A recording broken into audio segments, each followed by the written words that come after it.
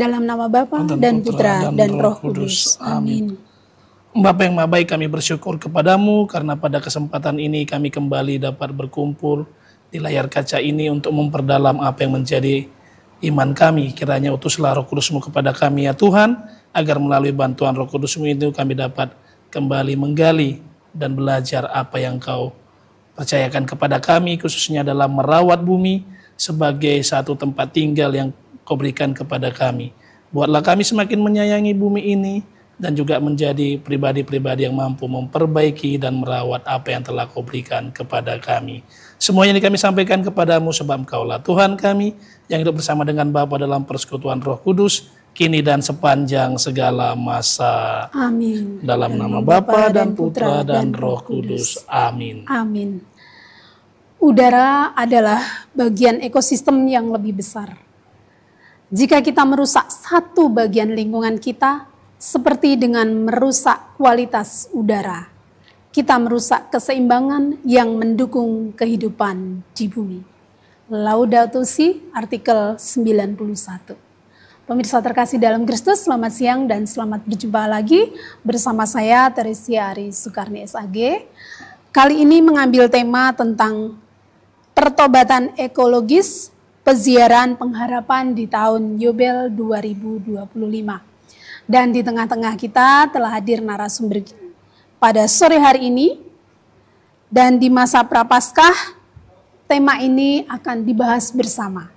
Narasumber kita hari ini adalah Frater Hendra Paulinus Simbolon PR. Beliau adalah frater yang sedang melaksanakan masa orientasi pastoral di Gereja Katolik Santa Maria Ratu Rosari Selincah, Provinsi Jambi. Selamat siang, Frater. Selamat siang atau selamat sore ini? Iya, siang menuju sore karena dingin. Iya, baik, Frater. Sebagai tokoh agama Katolik ya. Ada beberapa pertanyaan yang ingin kita sampaikan. Yang pertama, tema hari ini sungguh luar biasa.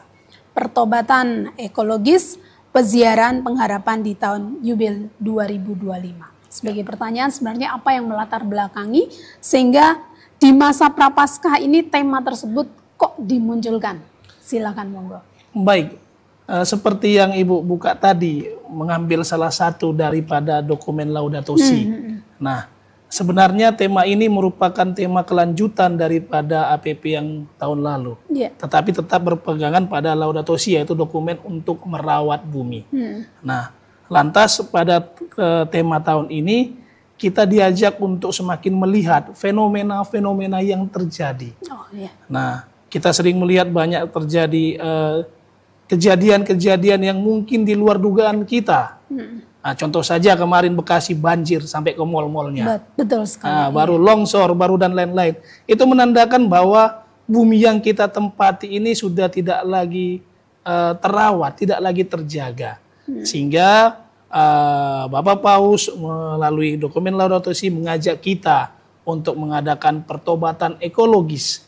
Terlebih di tahun Yobel, tahun pengharapan ini, kita diajak untuk bersama-sama saling membantu, saling mengingatkan untuk merawat bumi sebagai tempat tinggal kita. Mungkin itu latar belakangnya. Baik, kemudian apa yang dimaksud dengan pertobatan ekologis, peziaran pengharapan di tahun Yobel ya, di tahun Yobel 2025, dan sebenarnya di mana letak keistimewaan dari tema tersebut? Baik, kita mulai dari ekologis dulu. Banyak orang berkata ekologis itu hanya sekedar alam dan alam. Bukan. Ekologis merupakan alam beserta segala isinya.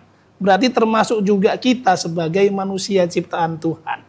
Nah, sehingga keistimewaan itu pertama-tama kita harus menyadari bahwa semua ciptaan Tuhan itu baik dan indah adanya.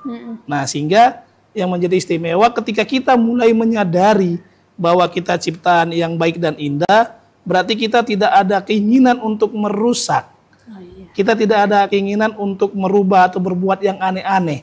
Malah kita harus berusaha menjaga dan membuat ciptaan itu biar indah sama seperti kita sendiri.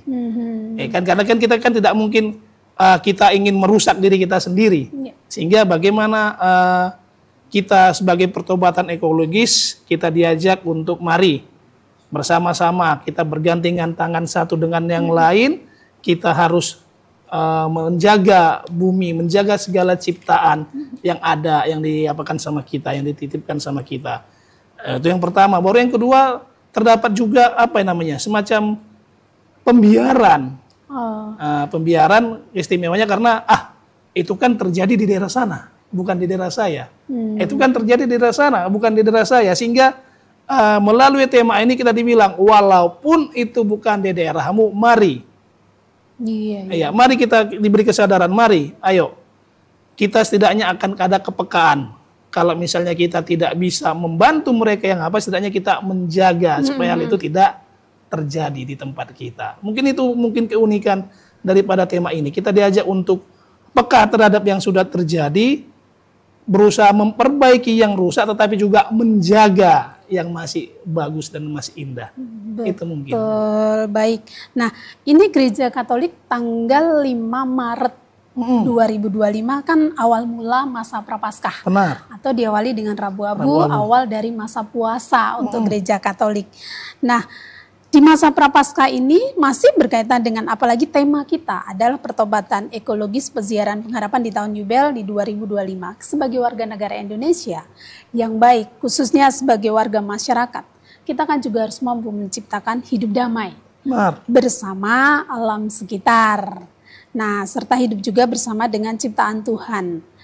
Di masa Prapaskah ini kita sebagai umat Katolik, kalau tadi Frater sudah menyampaikan, kita harus menjaga juga alam ini. Bagaimana caranya? Sebagai umat Katolik terhadap kepedulian kita di tema pertobatan ekologis ini. Baik, sebelum ke sana kita harus bersyukur dulu. Baik. Karena tahun ini termasuk tahun yang unik. Kenapa saya katakan tahun yang unik? Kita hampir bersamaan puasanya dengan saudara kita. Iya betul, kan? Yang Muslim. Dengan yang Muslim. Mungkin hanya selisih 2 atau 3 hari. Mereka duluan. Bahkan nanti ketika di ujungnya itu terdapat 3 hari raya yang bersamaan. Hari raya Idul Fitri, hari raya Nyepi, dan hari raya Paskah. Di bulan yang sama. Hanya berbeda mungkin ya berapa hari. Itu menandakan bahwa Tuhan pun menginginkan kita untuk bersama-sama bergandengan tangan. Kan bersama-sama saling membantu, saling menjunjung. Ayo kita rawat negeri kita. Ayo kita rawat alam kita. Sehingga kita sebagai masyarakat Katolik, kita diajak juga untuk menjadi bagian dari solusi, bukan bagian dari problem. Solusi dari kejadian-kejadian yang terjadi di negara kita ini. Nggak usah kita melangkah terlalu jauh-jauh bagaimana cara menanam hutan atau sebagaimana kan gitu. Kita mulai dari keluarga kita sendiri. Pemerintah sudah menyatakan program Mari Pilah Sampah. Kan berarti kita di keluarga juga sudah berani memilah mana sampah plastik, mana sampah kertas, mana sampah yang daur ulang, sampah basah kan gitu. Nah, itu yang pertama. Baru yang kedua, mari kita juga berusaha untuk mengurangi pemakaian plastik di rumah. Kan? Saya sangat senang sekarang bahwa banyak toko-toko retail sekarang tidak menjadikan plastik. Nah, berarti kita juga bersyukur. Dan kita jangan maksa, ayo mana plastiknya, bukan. Tapi kita bersyukur membawa kertas, tas kita sendiri. Dan yang kedua adalah kita berani juga mengurangi. Dengan juga Prapaskah kan, kita mengurangi pemakaian-pemakaian yang kira-kiranya tidak perlu. Kan? Apalagi yang demi merusak bumi. Dalam artian, kalau misalnya kita bisa menahan diri untuk merokok, ya kita tahan. Itu kan juga bagian untuk menjaga udara kita supaya cegah bersih. Seperti yang Ibu buka pada kesempatan tadi.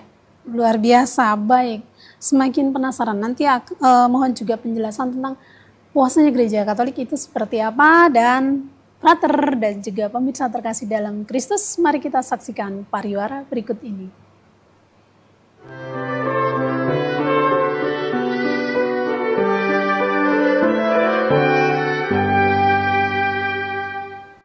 Pemirsa, mari kita lanjutkan perbincangan iman pada siang hari ini. Baik, Frater. Frater tadi sudah menjelaskan sedikit tentang bagaimana kita sebagai umat Katolik ada kepedulian terhadap situasi kondisi yang terjadi di sekitar kita. Meskipun itu jauh di luar provinsi, tapi di dalam provinsi sebenarnya juga banyak yang mengalami musibah. Iya. Nah, sebagai umat Katolik, ini adalah masa Prapaskah. Di mana di dalam masa prapaskah itu ada masa berpantang, masa bertobatan, berpuasa dan berderma. Nah, bahkan dalam masa prapaskah ini kan kita juga melaksanakan pendalaman kitab suci yang biasa disebut dengan APP. Nah, sebagai pertanyaan mohon Frater dapat menjelaskan maksud dari tema besar kita dan sub-sub tema dari masa APP tahun 2025 itu apa? Oke, silakan, baik. Monggo. Sebelum ke tema dan subtema, kita kan dulu menjelaskan apa itu makna puasa dan pantang, ya kan, menurut agama Katolik. Nah, puasa itu dalam agama Katolik adalah bukan berpuasa tidak makan, tapi berpuasa itu satu kali makan kenyang atau makan kenyang satu kali. Jangan dibalik ya, nanti makan kenyang sekali, makan kenyang terus kan gitu. Kekenyangan, tapi makan kenyang satu kali. Jadi kalau misalnya kita makan 3 kali sehari biasanya itu 2 piring, berarti hanya 1 kali yang bisa 2 piring, yang lainnya dikurangi. Nah, dan pengurangan itulah nanti kita jadikan aksi kita atau kita masukkan ke dalam celengan APP. Dan itu dilakukan pada hari Rabu Abu dan hari Jumat Agung. Itu dia. Nah, bagaimana dengan pantang? Pantang itu berarti kita mengurangi atau meniadakan apa yang menjadi keinginan terbesar kita atau hobi kita. Ya. Nah, contoh, keinginan terbesar saya main game online. Ya kan? Dari main game online ini kuota saya habis kira-kira dalam 1 bulan itu 50.000. Ya. Ya kan? Nah, dengan pantang ini saya bilang, bulan ini saya pantang main game online. Sehingga kuota saya yang 50.000 bisa berkurang menjadi 30.000, ya kan gitu. Nah, sehingga 20.000 ini saya sisihkan, saya masukkan ke dalam celengan APP. Dan ini pantang ini dilakukan setiap hari Jumat. Setiap hari Jumat. Ya, tapi boleh nggak kalau selama 40 hari? Oh boleh, lebih bagus. Kan ini kan minimalnya setiap hari Jumat. Ya, minimal hari Jumat kan itu. Tapi kalau selama 40 hari boleh. Malah sangat dianjurkan. Sehingga nanti pada akhirnya terbentuklah suatu habitus baru atau kebiasaan baru dari puasa ini. Sehingga dengan kita masa prapaskah ini aturannya main game online mulai jadi gak usah deh, lebih enak bekerja menghasilkan uang daripada menghabiskan uang. Itu dia. Daru sebenarnya celengan APP atau kota APP ini diisi selama 40 hari. Iya, betul. Jadi apa yang kita kurangi kita masukkan. Apa yang kita kurangi kita masukkan. Itulah bukti aksi nyata kita. Bukan di akhir mau dikumpulkan baru mana uangnya. APP. Mana uang APP bukan. Tapi mulai proses ya kan. Selama ini baru kita masukkan aksi kita untuk ke dalam kota APP. Baru tema besar dalam artian aksi prapaskah kita pada tahun ini. Temanya kan adalah perkuatan ekologis menuju tahun pengharapan di tahun Yobel. Itu kan dibagi menjadi 5 tema besar. Sesuai dengan 5 minggu prapaskah kita. Ya enggak? Tema pertama adalah pertobatan ekologis.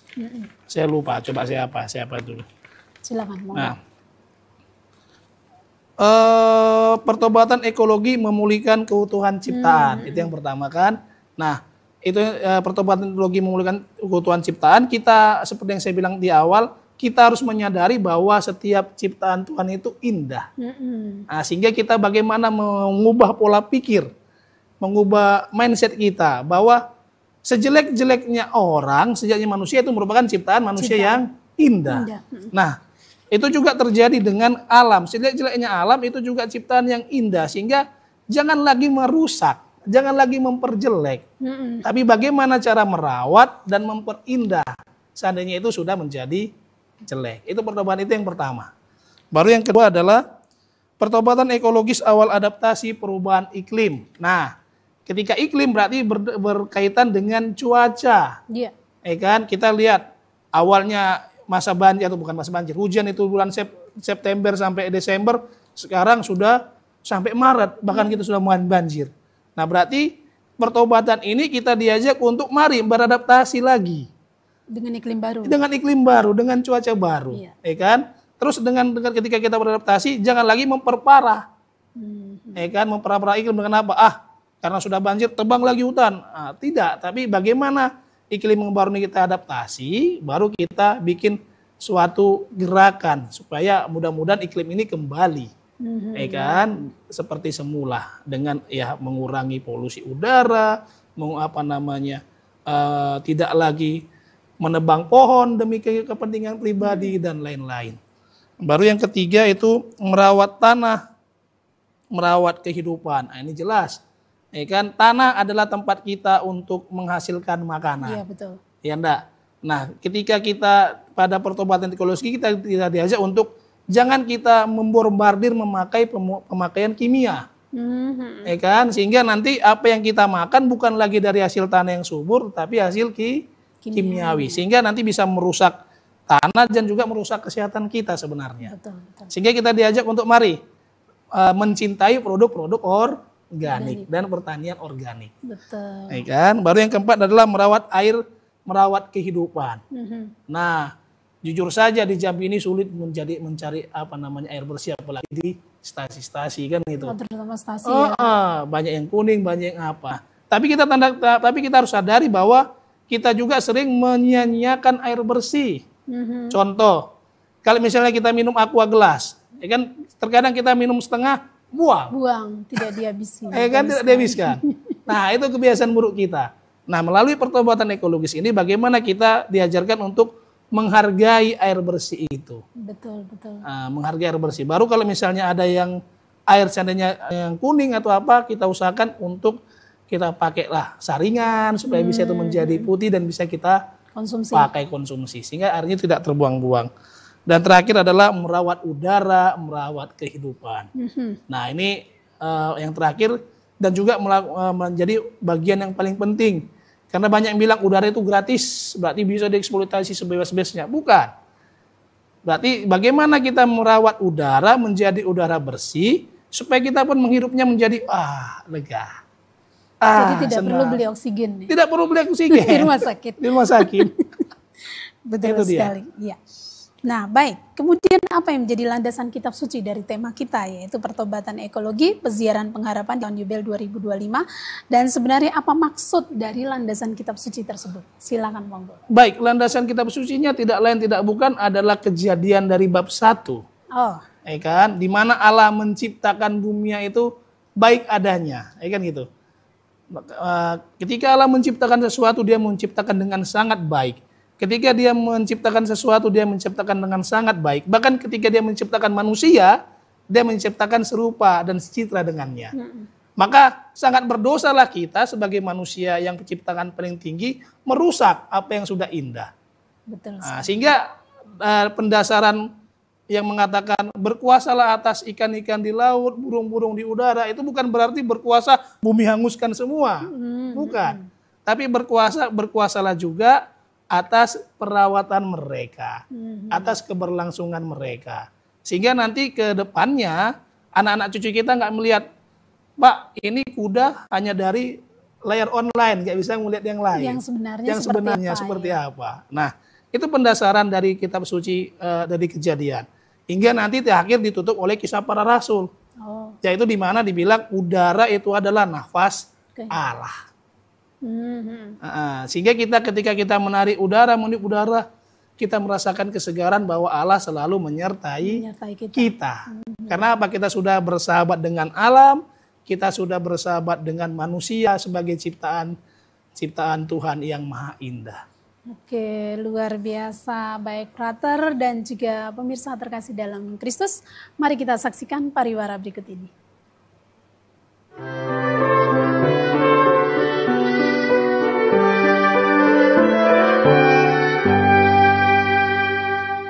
Pemirsa, mari kita lanjutkan perbincangan iman pada sore hari ini. Baik, Frater sebagai tokoh agama Katolik sekaligus juga sebagai calon imam.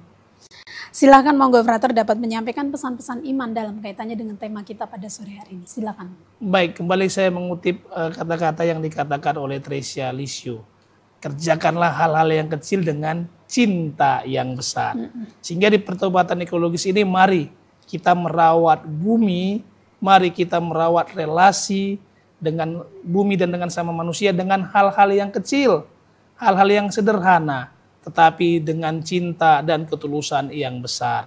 Karena kita harus sadari betapa kecilnya, betapa sederhananya hal-hal tersebut, mulai membuang sampah pada tempatnya, memperhatikan saudara, meminta maaf ketika salah, itu akan memperbaiki hubungan-hubungan kita, relasi-relasi kita, baik terhadap bumi maupun terhadap saudara kita. Sehingga kita benar menjadi satu keluarga yang berziarah bersama-sama menuju kepada Tuhan dan juga menjadi perawat-perawat bumi dengan gerakan yang bersama-sama, bukan gerakan sendiri-sendiri. Mungkin itu saja pesan-pesan iman yang bisa saya sampaikan pada kesempatan kali ini. Baik, terima kasih Frater dan juga pemirsa terkasih dalam Kristus. Tema pertobatan ekologis peziarahan pengharapan di tahun Yubel tahun 2025, kita dipanggil untuk bertindak dengan penuh perhatian terhadap bumi, karena kita tidak mungkin hidup di dalamnya sendirian, tetapi juga kita harus bergantung dengan alam yang ada di sekitar kita, terutama udara, air, dan tanah yang diberikan oleh Tuhan. Semoga melalui masa pertobatan ini kita bukan sekedar menyesal dan merasa berdosa, melainkan pertobatan kita benar-benar mampu memberikan kontribusi untuk memperbaiki keadaan dan lingkungan di sekitar kita. Berusaha dan terus semakin menumbuhkan kepedulian kita semua untuk melindungi dan merawat bumi bukan semata-mata untuk generasi kita saat ini, melainkan untuk generasi mendatang. Akhirnya, saya, Teresia Ari Sukarni SAG, beserta seluruh kerabat kerja mengucapkan terima kasih. Mohon izin undur diri, selamat berpuasa untuk saudara-saudari yang Muslim, dan juga untuk kita semua, dan juga kami juga turut berduka atas mendapatnya musibah di mana-mana dari korban banjir ataupun tanah longsor, dan semoga semua kita dalam perlindungan Tuhan. Akhir kata, Teresia Ari Sukarni mengucapkan terima kasih, selamat sore, dan Tuhan memberkati kita semua.